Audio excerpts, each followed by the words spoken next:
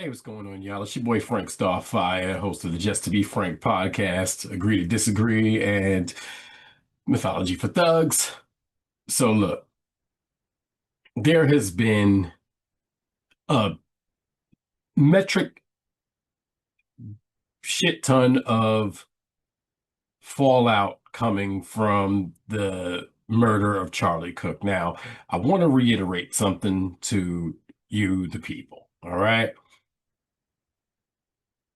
I did not condone, I do not celebrate, I do not wish upon.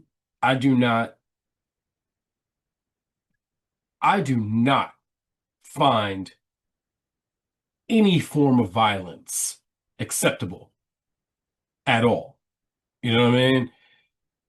Unless you're fighting for your freedom or fighting for the freedom of others and your autonomy, violence should never be your go-to option. Okay? Now, let me say this again. I do not condone violence when it comes to speech, be it free speech, hate speech, or whatever. All right? I did not agree with Charlie Kirk on anything. I don't know if he was a racist. I don't know if he was a bigot. I don't know if he was a homophobe. I don't know. I don't know any of that about him. I listened to the words that came out of his mouth, and I can say that they did not align with the things that I would harbor in my heart. I didn't agree with Charlie Kirk on anything. But that said, again, I will reiterate that the fact that that man was shot down whilst having civil discourse in Utah, while his wife and two kids were standing right there next to him, that's abhorrent. Okay? That should never be the case, ever. All right? You can disagree with people. You should disagree with people. If you agree with every single person that you meet or everything that somebody else says, well, unfortunately, you're not a leader, you're a follower. Pure and plain. All right? With that said, I need y'all to understand that our freedom of speech, which is outlined in the First Amendment of the Constitution, which a document which I genuinely believe in, whether no matter the fact that it was written in a time when people like me weren't even allowed the same rights and privileges afforded by the Constitution, whether it was written by people who owned slaves or not, I'm an American first. I'm not a Republican. I'm not a Democrat. I don't believe in the binary choice of picking sides on anything. I think the entire concept of a two-party system, the binary choice of a two-party system, is completely and utterly stupid. I think it's dumb. And I think we can do better. So I don't celebrate the death of Charlie Kirk. I didn't agree with him. I thought his views were abhorrent and somewhat completely misguided. I don't know about evil, but they were not aligned with what I think. Right? However, what the FCC chairman just did by causing Jimmy Kimmel, love him or hate him,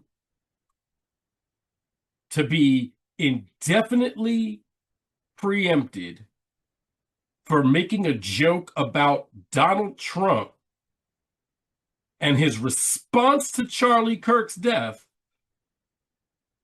that's wrong. That's wrong. And the same people who are calling anybody who celebrated Charlie Kirk's death evil and wrong, leftist, all this rhetoric, Y'all have that same energy. I'm going to read to you what Jimmy Kimmel said on the day that Charlie Kirk died. The initial response from Jimmy Kimmel. This is what he said. And I quote, and this was on his Instagram. Instead of the angry finger pointing, can we just for one day agree that it is horrible and monstrous to shoot another human?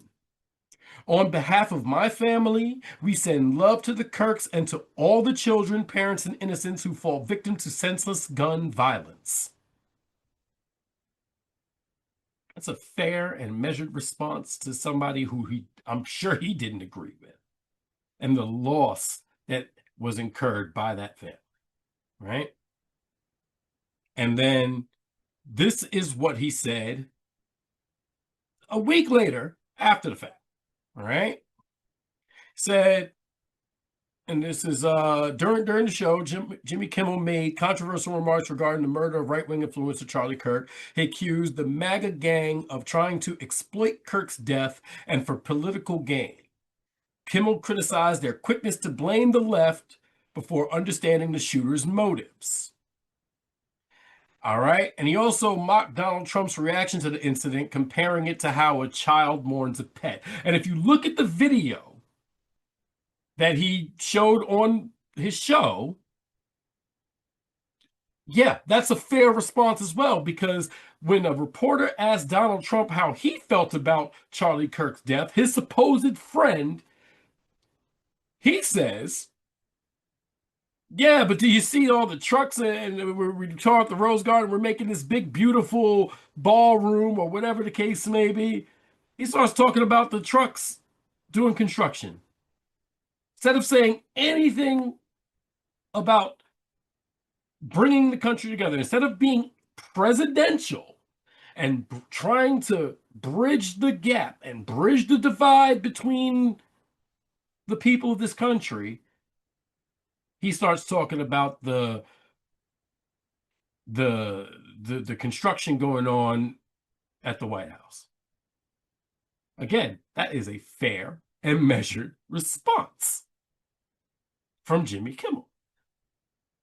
And then somehow the FCC, whose head was appointed by Trump, so is a MAGA, completely ultra MAGA, decides that he's going to do everything in his power to get Jimmy Kimmel taken off of the air. This is after, of course, they've done everything in their power to get Stephen Colbert fired, who just won an Emmy for his show. And I look at that and I say to myself, well, damn, freedom of speech isn't really a thing anymore. Because apparently you are not allowed to crack a joke on somebody anymore. And they'll talk about, I was on a stream with I was on listening to a live last night with JD Delay, shout out to him. And I said it in the chat, like, yo, look, I respect you, but I don't always agree. And that's a fair point. In that these are the same people that are celebrating somebody's free speech being taken away. And yeah, it's on network TV, so it takes federal dollars and yada yada yada yada. Cool. But so what? It's not like he said, oh, Charlie Kirk deserved to die, or made any disparaging comments about Charlie Kirk's death itself or himself. He did what he always does. He mocked Trump. And that is apparently unacceptable. I really think that we need to take a good, hard look at what our government is doing to we the people, because we the people are getting bamboozled, right? We are being pitted against each other in a way that I have not seen in my lifetime. In my 43 years of existence, it has never been this bad. 'Twas a time where you could disagree with somebody and it'll get heated, and we could have arguments, and then same day, next day, it's completely forgotten. Like, yo, what you doing for lunch? Like, yo, let's go smoke this blunt. Like, yo, we're gonna go out for drinks. Because the American spirit is about being able to have these disagreements and have this civil discourse and then be able to say, yo, we can agree to disagree.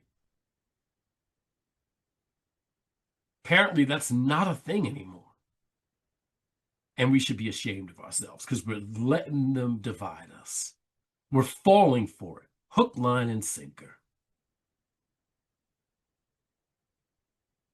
I can't sit here and say that I was the largest Jimmy Kimmel fan. I did find him funny occasionally. I thought he was entertaining. And much like anybody, I don't agree with everything he said. But now I feel like if I say anything wrong about anybody, I stand the risk of being canceled, or as they were putting it, accountability policed or whatever. Well, that doesn't make any sense to me. And I think, no, I know we're better than that. I know that we are not so different as the extremes would have us believe. Let me tell you right now, I believe that people who are marginalized shouldn't be. Whether I agree with their choices or not, whether I agree with them or not, I don't think anybody should face hatred. I don't believe in religion. I don't believe in Christianity at all. I look at church and the entire concept of religion as cultish behavior. I do. But I also believe that everybody is welcome to their faith. Because that's the tenets the damn Constitution was written on. This was not to be a country about just Christian values. This was to be a country where any and everybody could worship whatever you like. And as long as you're not hurting anybody, you should be welcomed and allowed to do whatever you want.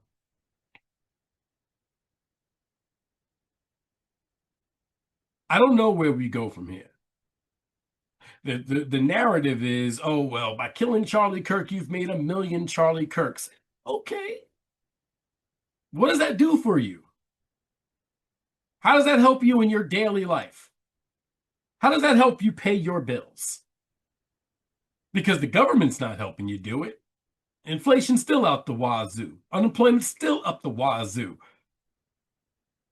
People still can't find jobs. People still aren't being paid what they should be paid to be able to own a home and sustain a family in this current conditions. We're not. As a matter of fact, here's a fun little segue for you, or a little tidbit for you. In the same day that Charlie Kirk was brutally murdered, do you know that the Republicans in the Senate struck down a bill that would have forced them to release the Epstein files? I noticed we're still talking about that, as we should be. Because regardless of whatever side you might be on, I guarantee you're going to find somebody on that list that you probably don't want to see. And that's why they did it. Because they don't want you to know all the names of all the people who definitely sex trafficked people with that dude. I don't know where we go from here, but I'm telling you right now, the other narrative is that, oh, well, the left isn't ready to fight in a civil war or fight and yada. How about each and every one of us stop looking at this as a left versus right issue and start remembering that it's we the people, and we the people need to look at our currently run administration and see, okay, maybe this is what the Second Amendment is for, the overthrow of a tyrannical government, because that certainly seems to be where they're headed. We fought a war against fascism. We fought a war against Nazis. We fought a war against people trying to hold us down and hold us back. And it seems that we, the people, have forgotten exactly what that means. I'm just a lone voice on the internet talking how I want to talk. But I can't help but be somewhat afraid that maybe, just maybe, I may not be able to have that freedom for much longer. And that should scare everybody. Because whether you're on the right or on the left, we, the people, are the ones that are suffering. We, the people, are the ones that aren't being allowed to voice our distrust, displeasure, dismissal of those in power. Jimmy Kimmel's show should not have been taken off the air. Love him or hate him, he also had the right to speak his mind, speak his truth. And I find it highly ironic that everybody who is applauding that doesn't think it can happen to them. The only voices in this country who should not be allowed to speak are those who willfully and willingly look and work to sow divide amongst us.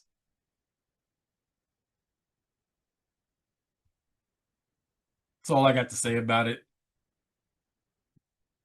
If you agree or disagree, put it in the comments. Let me know what you think. I'm Frank Starfire. And that's all I got for you today. Appreciate you for listening. I hope you made it all the way through.